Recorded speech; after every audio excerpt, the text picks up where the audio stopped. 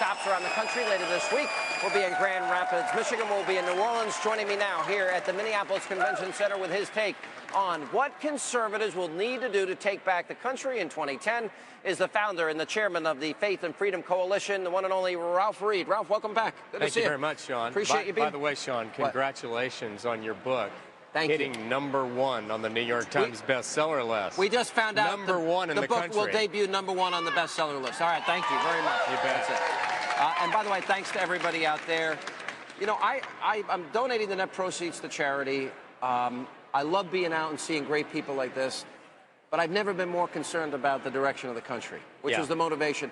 And I tried to outline 3 parts of the book. 1, how radical the president is in the past, present.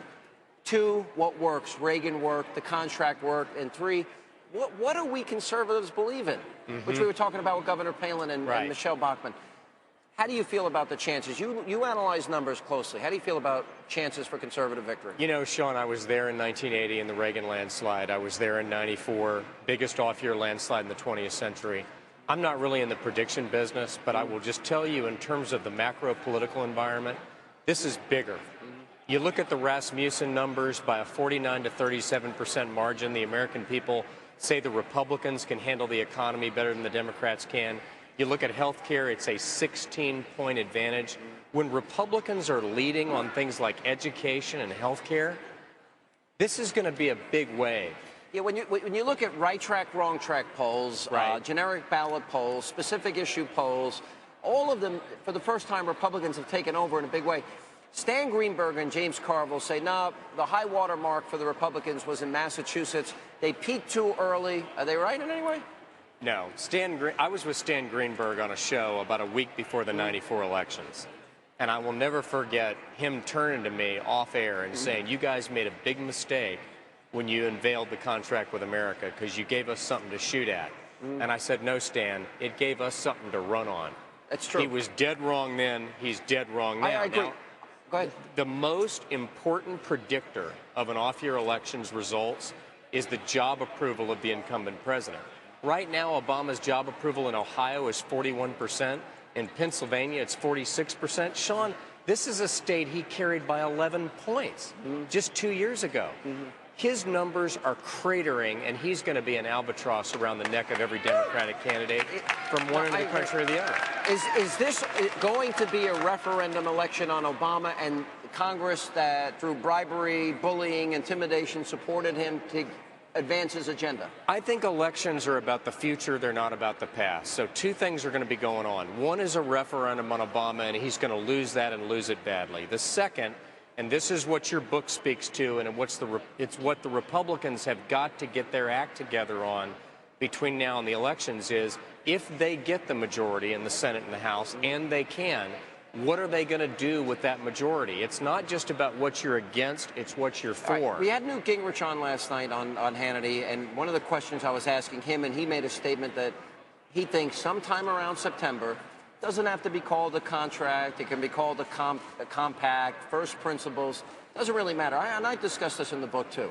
I think there are certain specific items and core principles that if they run on, they'll win. Do you think that'd be a good strategy to sort of duplicate that contract model? I always think it is. And what we're doing at the Faith and Freedom Coalition is going out and organizing people based on core principles.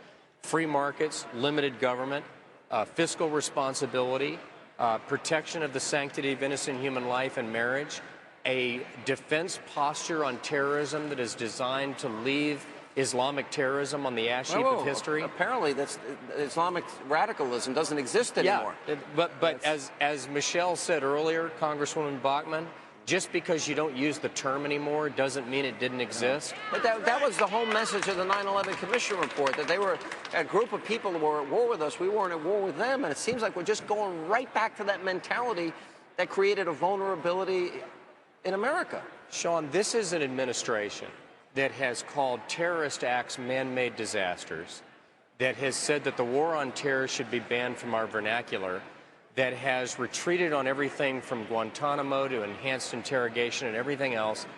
I'm concerned that the only person who doesn't know we're at war is sitting in the Oval Office, and I think a lot of the American people feel the same way. And that's a pretty chilly statement.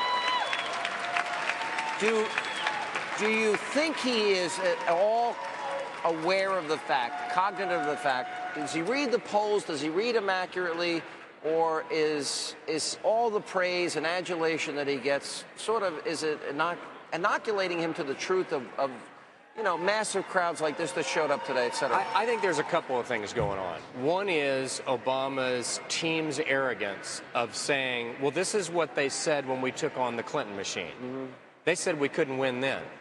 We've been counted out many times before, so there's a little bit of self-deception going on there. The second thing, I think, frankly, is a little more cynical. They know the history of off-year elections. Mm-hmm. 25 seats lost in the House. It could be higher than that, but that's the historical average. So what they know, Sean, is they've got 7 months to ram through everything they can. All right, Ralph Reed, ladies and gentlemen, thanks for being with us in Minneapolis. That does it Good to be with you. For us tonight, our cross-country conservative